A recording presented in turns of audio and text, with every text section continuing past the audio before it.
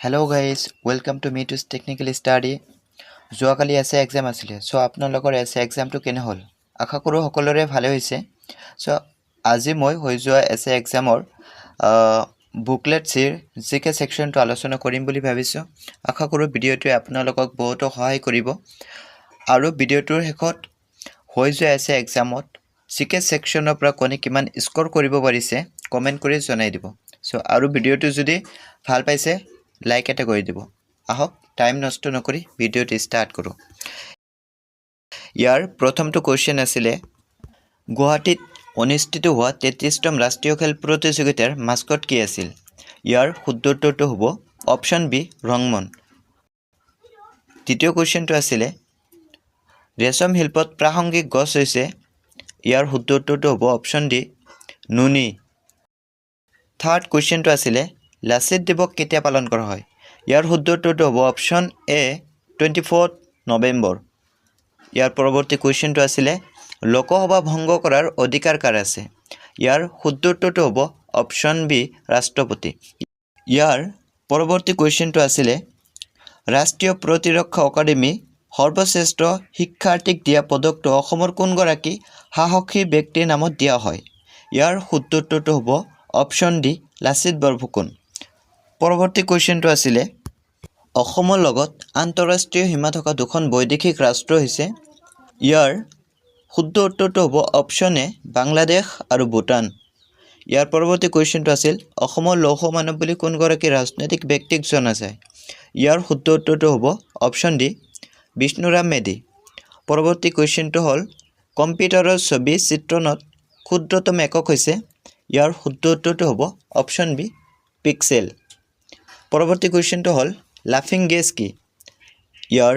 শুদ্ধ উত্তৰটো হ'ব অপচন এ নাইট্ৰাছ অক্সাইড 10 নম্বৰ কোৱেশ্চনটো হ'ল লক্ষ্মীনাথ বেজবৰুৱাই ৰচনা কৰা একমাত্ৰ উপন্যাসখন কি ইয়াৰ শুদ্ধ উত্তৰটো হ'ব অপচন সি পদম কুঁৱৰী পৰৱৰ্তী কোৱেশ্চনটো হ'ল ৰিমোট সেন্সিঙত কি ব্যৱহাৰ কৰা হয় ইয়াৰ শুদ্ধ উত্তৰটো হ'ব অপচন সি EMR সো ইয়াৰ ফুল ফৰ্মটো হৈছে ইলেক্ট্ৰমেগনেটিক ৰেডিয়েশ্যন পৰৱৰ্তী কোৱেশ্চনটো হ'ল ডক্টৰ ভবেন্দ্ৰনাথ শইকীয়াৰ কোনখন বোলছবি বানপ্ৰস্থ নামৰ চুটিগল্পৰ ওপৰত আধাৰিত ইয়াৰ শুদ্ধ উত্তৰটো হ'ব অপচন বি সন্ধ্যাৰাগ পৰৱৰ্তী কোৱেশ্চনটো হ'ল নোবেল গেছ কোনে প্ৰথমে আৱিষ্কাৰ কৰিছিল ইয়াৰ শুদ্ধ উত্তৰটো হ'ব অপচন ডি উইলিয়াম ৰামছে পৰৱৰ্তী কোৱেশ্চনটো হ'ল স্বাধীন ভাৰতৰ প্ৰথম গৰাকী মুখ্য নিৰ্বাচনী আয়ুক্ত কোন সো ইয়াৰ শুদ্ধ উত্তৰটো হ'ব অপচন ডি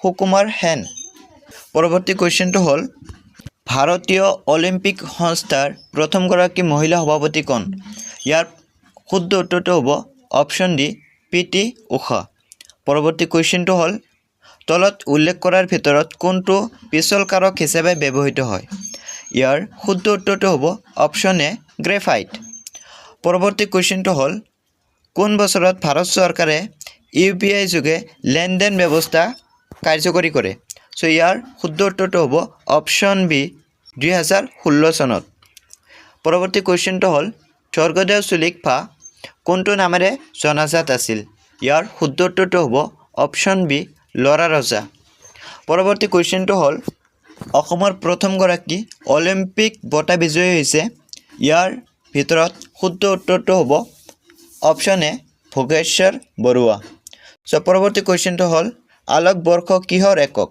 ইয়াৰ শুদ্ধ উত্তৰটো হ'ব অপচন এ দূৰত্ব পৰৱৰ্তী কোৱেশ্চনটো হ'ল ব্ৰহ্মপুত্ৰ বৃহত্তম উপনৈ কোনটো ইয়াৰ শুদ্ধ উত্তৰটো হ'ব অপচন ডি সোৱণশিৰি পৰৱৰ্তী কোৱেশ্চনটো হ'ল কোনটো অনুষ্ঠানে লক্ষ্মীনাথ বেজবৰুৱাক অনন্য উপাধি ৰসৰাগ প্ৰদান কৰিছিল ইয়াৰ শুদ্ধ উত্তৰটো হ'ব অপচন এ শিৱসাগৰত অনুষ্ঠিত অসম সাহিত্য সভা পৰৱৰ্তী কোৱেশ্চনটো আছিল চিপকো আন্দোলন কিহৰ সুৰক্ষাৰ বাবে আৰম্ভ কৰা হৈছিল সো ইয়াৰ শুদ্ধ উত্তৰটো হ'ব অপচন সি বননি পৰৱৰ্তী কোৱেশ্চনটো হ'ল অসমৰ ব্ৰাহ্মমান থিয়েটাৰৰ জনক কোন আছিল ইয়াৰ শুদ্ধ উত্তৰটো হ'ব অপচন সি অচ্যুত লহকৰ পৰৱৰ্তী কোৱেশ্চনটো হ'ল সৌৰজগতৰ সেউজ গ্ৰহ হৈছে ইয়াৰ শুদ্ধ উত্তৰটো হ'ব অপচন বি ইউৰেনাছ পৰৱৰ্তী কোৱেশ্চনটো হ'ল ৰাণী এলিজাবেথৰ কোনগৰাকী ৰাষ্ট্ৰদূতে গুজৰাটত বাণিজ্য কৰিবলৈ ফৰমান বিচাৰি আকবৰৰ ৰাজসভালৈ আহিছিল? ইয়াৰ শুদ্ধ উত্তৰটো হ'ব জন মিল্ডেন হল। পৰৱৰ্তী কুৱেশ্যনটো হ'ল অসম এছ'চিয়েশ্যনৰ প্ৰথমখন সভা কেতিয়া আৰু ক'ত হৈছিল? ইয়াৰ শুদ্ধ উত্তৰটো হ'ব অপশ্যন এ 1905 ডিব্ৰুগড়ত। পৰৱৰ্তী কুৱেশ্যনটো আছিল স্বাধীন অসমৰ প্ৰথমগৰাকী ৰাজ্যপাল কোন আছিল? ইয়াৰ শুদ্ধ উত্তৰটো হ'ব অপশ্যন চি ছাৰ আকবৰ হাইদৰি। পৰৱৰ্তী কুৱেশ্যনটো হ'ল অসমত ব্ৰিটিছ শাসনৰ বিৰোধিতা কৰা প্ৰথমগৰাকী ব্যক্তি কোন আছিল? ইয়াৰ শুদ্ধ উত্তৰটো হ'ব অপশ্যন বি গমধৰ কোঁৱৰ। পৰৱৰ্তী কুৱেশ্যনটো হ'ল আলেকজাণ্ডাৰে কেতিয়া ভাৰত আক্ৰমণ কৰিছিল? ইয়াৰ শুদ্ধ উত্তৰটো হ'ব অপশ্যন এ খ্ৰীষ্টপূৰ্ব 326। ইয়াৰ পৰৱৰ্তী কুৱেশ্যনটো হ'ল বিখ্যাত ত্ৰিমূৰ্তি সদাশিৱ তলৰ কোন গুহাৰ অংশ? চ' ইয়াৰ কাৰেক্ট এনচাৰটো হ'ব অপশ্যন চি এলিফেণ্টা। পৰৱৰ্তী কুৱেশ্যনটো হ'ল অৰুণোদয়ৰ প্ৰথমগৰাকী সম্পাদক কোন আছিলে? ইয়াৰ শুদ্ধ উত্তৰটো হ'ব option A doctor Nathan brown. পৰৱৰ্তী কুৱেশ্যনটো হ'ল গান্ধী আৰউইন চুক্তি ভাৰতৰ কোন আন্দোলনৰ লগত জড়িত আছিল? ইয়াৰ শুদ্ধ উত্তৰটো হ'ব অপশ্যন বি আইন অমান্য আন্দোলন। কোনখন বেদত আটাইতকৈ প্ৰাচীন বৈদিক সংস্কৃতিৰ তথ্য পোৱা যায়? ইয়াৰ শুদ্ধ উত্তৰটো হ'ব অপশ্যন এ ঋগ্বেদ। অসমত অভিৰুচি ক্ৰীড়া দিৱস ৰূপে কাৰ জন্মদিন পালন কৰা হয়? চ' ইয়াৰ শুদ্ধ উত্তৰটো হ'ব অপশ্যন বি বগেশ্বৰ বৰুৱা। ভাৰতীয় জাতীয় কংগ্ৰেছৰ পৰা ওলাই আহি সুভাষ চন্দ্ৰ বসুৱে কি দল গঠন কৰিছিল? ইয়াৰ শুদ্ধ উত্তৰটো হ'ব অপশ্যন চি ফৰৱাৰ্ড ব্লক। পৰৱৰ্তী কুৱেশ্যনটো হ'ল চিকেন গ্ৰামৰ পৰা কোচবিহাৰলৈ কোনে তেওঁৰ ৰাজধানী স্থানান্তৰিত কৰিছিল? ইয়াৰ শুদ্ধ উত্তৰটো হ'ব অপশ্যন চি বিশ্বসিংহ। ইয়াৰ পৰৱৰ্তী কুৱেশ্যনটো হ'ল গৌতম বুদ্ধই মৃত্যুৰ পিছত পৰিনিৰ্বাণ লাভ কৰা বুলি বৌদ্ধসকলে বিশ্বাস কৰা ঠাইখন কি?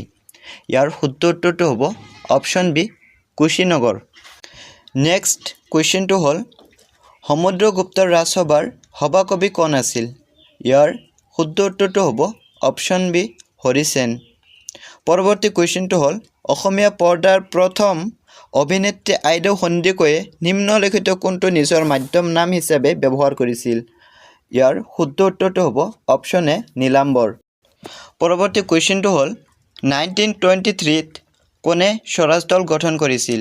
ইয়াৰ শুদ্ধ উত্তৰটো হ'ব অপশ্যন এ মতিলাল নেহেৰু আৰু চি.আৰ. দাস।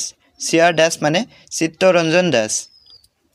ইয়াৰ পৰৱৰ্তী কুৱেশ্যনটো আছিলে আহোম ৰজাৰ ৰান্ধনি ঘৰত লাই মেকুৰীৰ কি কাম আছিল?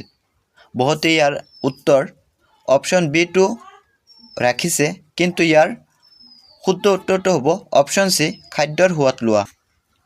ইয়াৰ পৰৱৰ্তী কুৱেশ্যনটো আছিলে ৰবীন্দ্ৰনাথ ঠাকুৰে কিহৰ প্ৰতিবাদত নাইটহুড উপাধি নাকচ কৰিছিল?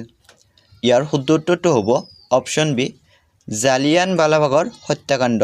পৰৱৰ্তী কুৱেশ্যনটো আছিলে আহোম আৰু মোগলৰ মাজত প্ৰথম ৰণ জামধৰাৰ ৰণ আছিল, কিন্তু শেষৰ ৰণ কোনটো আছিলে? চ' ইয়াৰ শুদ্ধ উত্তৰটো হ'ব অপশ্যন চি ইটাখুলিৰ ৰণ। ইয়াৰ পৰৱৰ্তী কুৱেশ্যনটো হ'ল 1925ত লেবাৰ স্বৰাজ দল কোনে স্থাপন কৰিছিল? ইয়াৰ শুদ্ধ উত্তৰটো হ'ব অপশ্যন বি কাজী নজৰুল ইছলাম। ইয়াৰ পৰৱৰ্তী কুৱেশ্যনটো হ'ল কোমকন্তং আৰু কাম্বাং কোন জনগোষ্ঠীৰ মহিলাৰ ঐতিহ্যবাহী সাজ পোছাক? ইয়াৰ শুদ্ধ উত্তৰটো হ'ব অপশ্যন এ ৰাভা। পৰৱৰ্তী কুৱেশ্যনটো হ'ল কোন চনত নাগালেণ্ড অসমৰ পৰা পৃথক হৈছিল? ইয়াৰ শুদ্ধ উত্তৰটো হ'ব অপশ্যন চি 1963। পৰৱৰ্তী কুৱেশ্যনটো হ'ল বৰ্মন ৰাজবংশ কোনে স্থাপন কৰিছিল? ইয়াৰ শুদ্ধ উত্তৰটো হ'ব অপশ্যন বি পুষ্য বৰ্মন। পৰৱৰ্তী কুৱেশ্যনটো হ'ল নিম্নলিখিতসকলৰ কোনজন ভাৰতৰ প্ৰথমগৰাকী গভৰ্ণৰ জেনেৰেল আছিল? ইয়াৰ শুদ্ধ উত্তৰটো হ'ব option C Lord William Bentinck. ইয়াৰ পৰৱৰ্তী কুৱেশ্যনটো হ'ল কামৰূপৰ প্ৰথমগৰাকী মুছলিম আক্ৰমণকাৰী কোন আছিল? ইয়াৰ শুদ্ধ উত্তৰটো হ'ব অপশ্যন এ মহম্মদ বখতিয়াৰ খিলজী। ইয়াৰ পৰৱৰ্তী কুৱেশ্যনটো আছিলে স্বৰাজ শব্দটো প্ৰথমবাৰৰ বাবে দাদাভাই নৌৰোজীয়ে ব্যৱহাৰ কৰা কংগ্ৰেছ অধিৱেশন হোৱা চন আৰু স্থান আছিল? ইয়াৰ শুদ্ধ উত্তৰটো হ'ব অপশ্যন বি 1906 কলিকতা।